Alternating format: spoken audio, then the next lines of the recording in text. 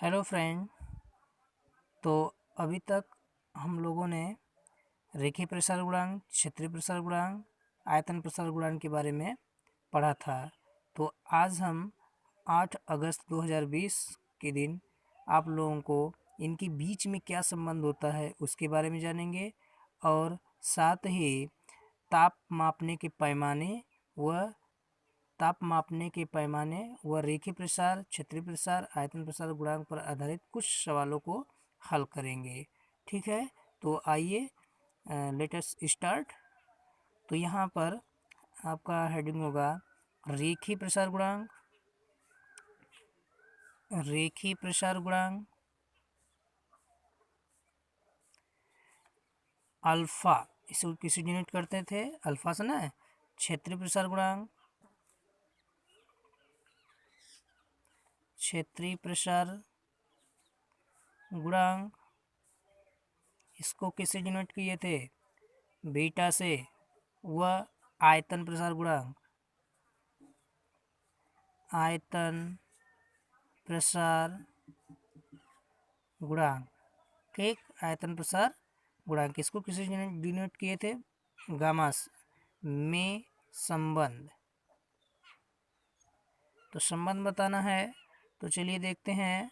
तो क्या हो जाएगा? तो चूंकि alpha equal beta upon 2 equal क्या? Gamma upon 3।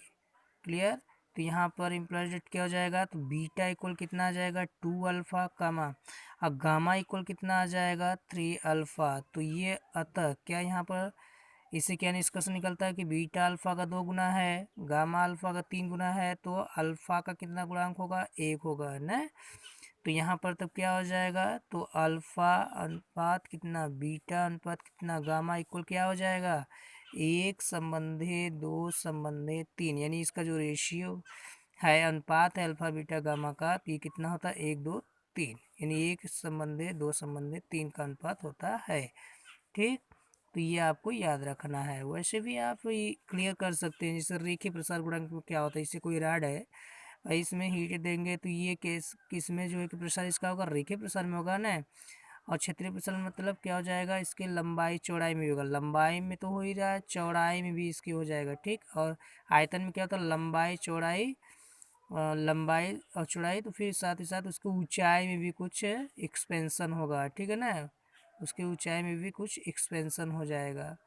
ठीक, तो इस प्रकार से यहाँ पर आप ऐसे भी आप इसके बारे में जान सकते हैं। ठीक है, तो चलिए तो आगे बताते हैं। तो इसके भी इस पर कुछ न्यूमेरिकल को सॉल्व करते हैं। तो क्वेश्चन नंबर 1 आपका होगा, क्वेश्चन नंबर 1 आपका होगा, सवाल है कि स्वस्थ मनुष्य का ताप क्या है? स्वस्थ मनुष्य का ताप 98.6 डिग्री फ़ारेनहाइट है। सेल्सियस पैमाने, सेल्सियस पैमाने, सेल्सियस पैमाने पर यह ताप कितना होगा, ये आपको बताना है। तो चलिए इसका सलूशन देख लेते हैं। तो यहाँ पर आपको जो है कि फ़ारेनहाइट दिया हुआ कितना? 98.6 डिग्री फ़ारेनहाइट। ठीक है, अब आपको यहाँ पर सी की वैल्यू पूछ रहा है, तो माना क्या लिख देंगे? माना सेल्सियस पैमाने पर, सेल्सियस पैमाने पर यह ताप C है, तब सूत्र क्या होता है? तब सूत्र क्या होता है?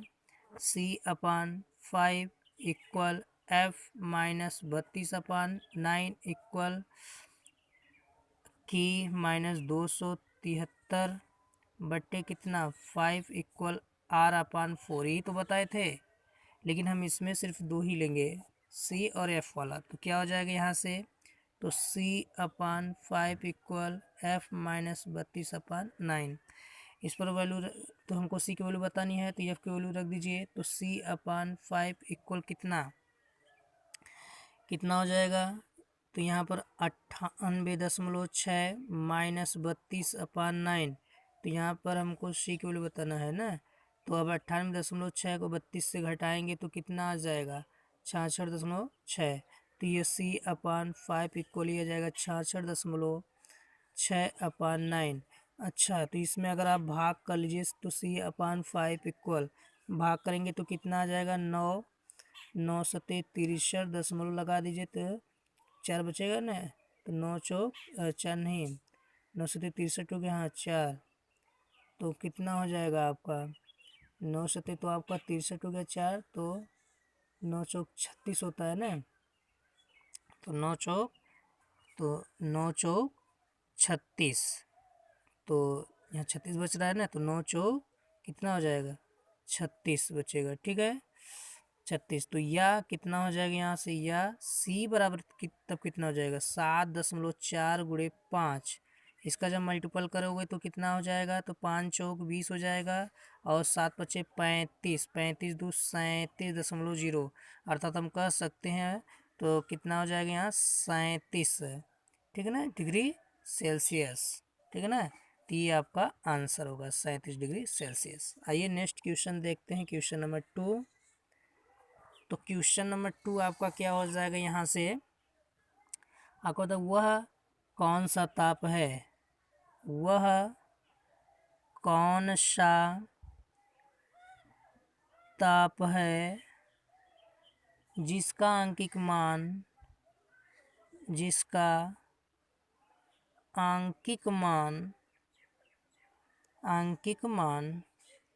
सेल्सियस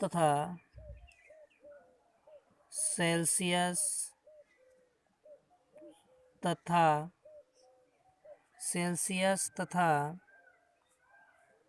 क्या हो जाएगा? सेल्सियस तथा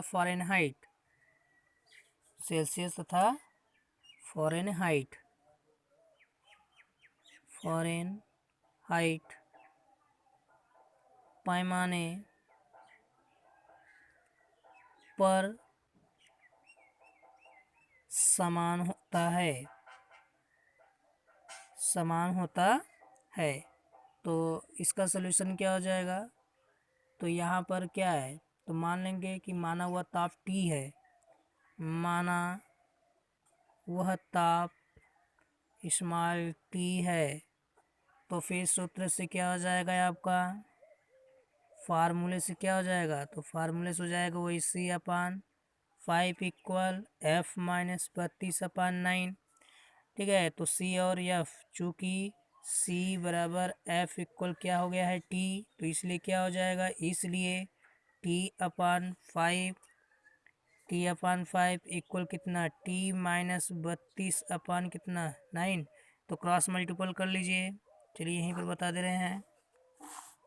तो क्रॉस मल्टीपल करेंगे तो क्या हो जाएगा? तो ये हो जाएगा 90 इक्वल, अब यहाँ 5 का गुणा इसमें कीजिए तो हो जाएगा 5t माइनस 32 पंजे कितना है? 160।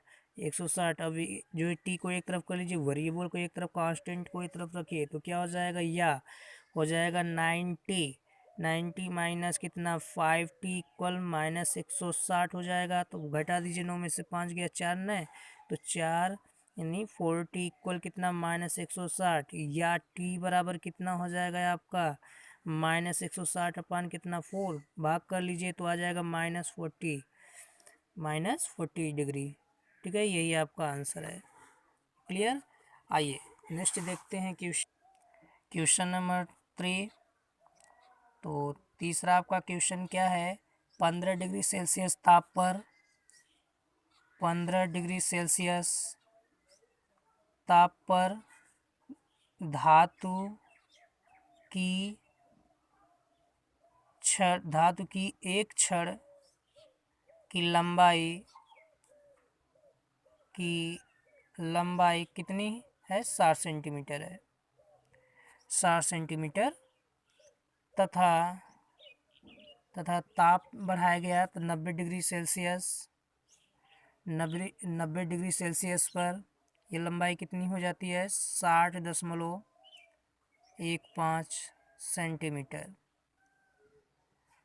है। छड़ के पदार्थ का रेखीय प्रसार गुणांक ज्ञात कीजिए। छड़ के पदार्थ का रेखीय प्रसार गुणांक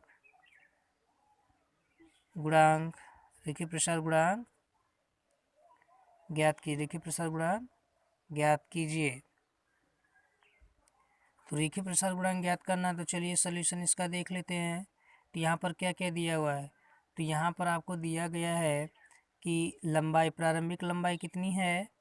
तो प्रारंभिक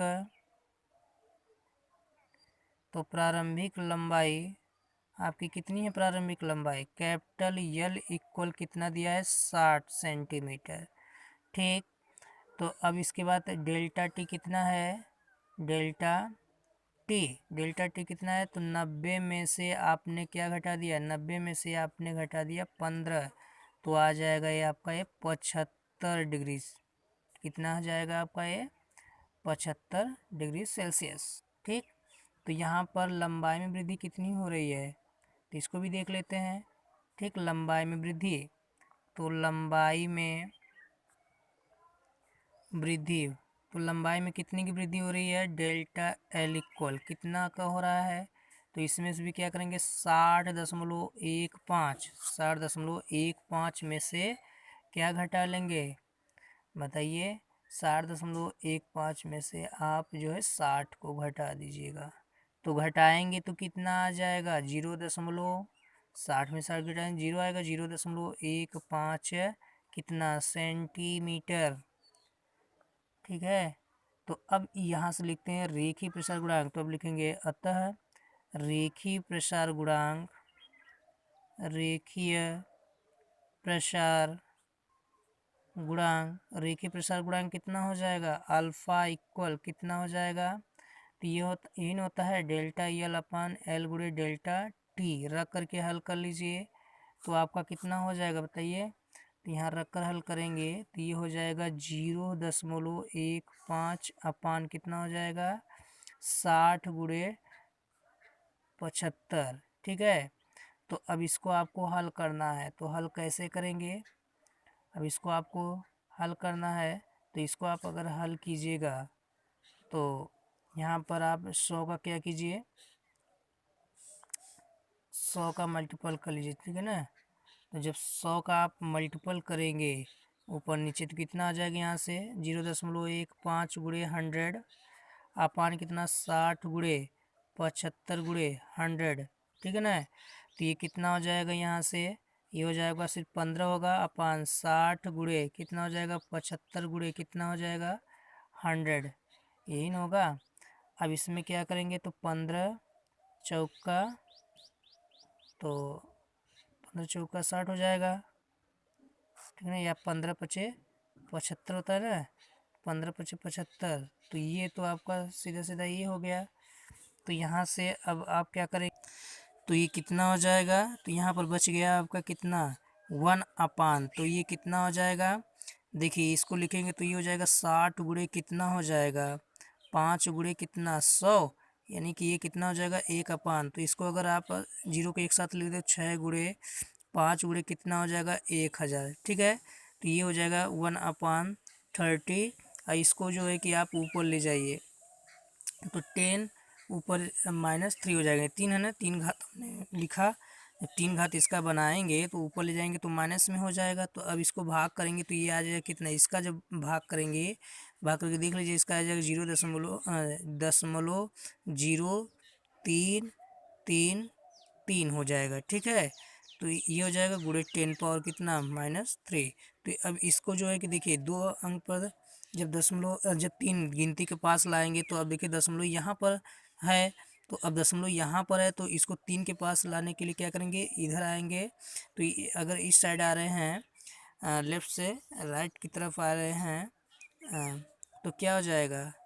तो इधर अगर आते हैं तो इसका मतलब कि माइनस में घात बढ़ जाएगा। तो इसका कितना हो जाएगा? तो 3.33 गुणे 10 पावर माइनस, तो -3 था, -2 घात और बढ़ गया तो -5। और देखिए तो अल्फ़ा, तो रेखीय प्रसार गुणांक, तो इसका जो है कि मात्रक क्या होता है प्रति डिग्री सेल्सियस। यही आपका क्या हो जाएगा आंसर हो जाएगा। क्लियर। आइए नेक्स्ट क्वेश्चन देखते हैं। नेक्स्ट क्वेश्चन आपका हो जाएगा यहाँ से, तो क्वेश्चन नंबर 4 है। क्वेश्चन नंबर 4 क्या कह रहा है कि क्वेश्चन नंबर 4 आपका हो जाएगा तांबे की गेंद का, लिखते हैं तांबे की गेंद का 0 डिग्री सेल्सियस पर आयतन 6 घन सेमी यानी सेमी क्यूब है, सेमी क्यूब है, सेमी क्यूब है। तो 100 डिग्री सेल्सियस पर उसका आयतन कितना हो जाता है, आयतन 6.030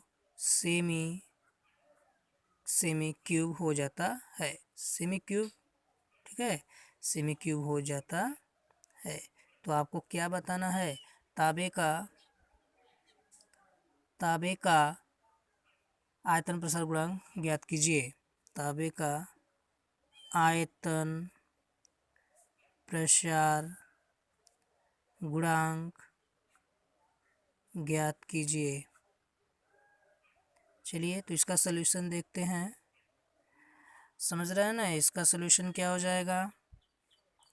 अब देखिए इसमें क्या दिया है, तो यहाँ पर प्रारंभिक ताप क्या है 0 डिग्री सेल्सियस, फिर क्या ताप में वृद्धि 100 डिग्री सेल्सियस हुई है, ठीक। तो जब 0 डिग्री सेल्सियस था तो इसका आयतन कितना था 6 घन सेमी था, और फिर जब ताप बढ़ाया गया तो इसका कितना आयतन हो गया 6.030 घन सेमी हो जाता है, ठीक है ना। तो फार्मूला क्या होता है, आयतन प्रसार गुणांक क्या जानते हो, तो आयतन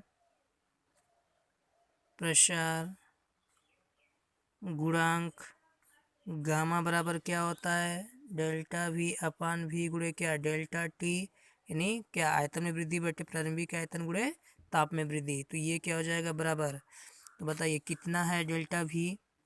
डेल्टा V जब आप निकालेंगे तो कितना हो जाएगा यहाँ से, तो डेल्टा V जब निकालेंगे तो ये हो जाएगा 6.030 माइनस कितना हो जाएगा यहाँ पर 6 बटे कितना हो जाएगा V क्या है, तो V आपका प्रारंभिक है आयतन है, तो 6 गुणे टेम्परेचर कितना हो जाएगा 100 माइनस 0, यही ना। तो ये इसको घटाइए तो ये हो जाएगा 0.030, ठीक, अपान कितना हो जाएगा 6 गुणे 100। आप क्या करें दशमलव को हटाने के लिए ऊपर नीचे 1000 गुणा कीजिए, तो 0.030 गुणे कितना 1000, ठीक है ना। 1000 का गुणा करेंगे तो कितना 6 गुणे 100 तो है ही है, फिर यहाँ 1000 का गुणा यहाँ हमने कर दिया, ठीक है ना। तो ये कितना हो जाएगा यहाँ पर, तब बचेगा सिर्फ कितना, तो यहाँ पर आपका 30 बच गया ना, तो 30 बटे कितना 6 गुणे, अब कितने जीरो हैं 3 2 5 है, 3 इसमें 2 5 है, तो 10 पावर कितना 5 कर लिया, 6 पचे 30, तो 5 हो गया, तो 5 गुणे कितना, अब इस पावर को ऊपर ले जाएंगे तो माइनस में जाएगा 5, तो माइनस में 5, और ये क्या होता है प्रति डिग्री सेल्सियस, यही आपका आंसर है। ओके फ्रेंड, तो इसी प्रकार से आप जो है कि क्षेत्रीय प्रसार गुणांक की सवाल को भी हल कर सकते हैं, ठीक है। तो हमारे वीडियो को देखने के लिए आप लोगों का बहुत बहुत धन्यवाद। Thank you for my watching video. Okay, तो नेक्स्ट वीडियो में मिलते हैं।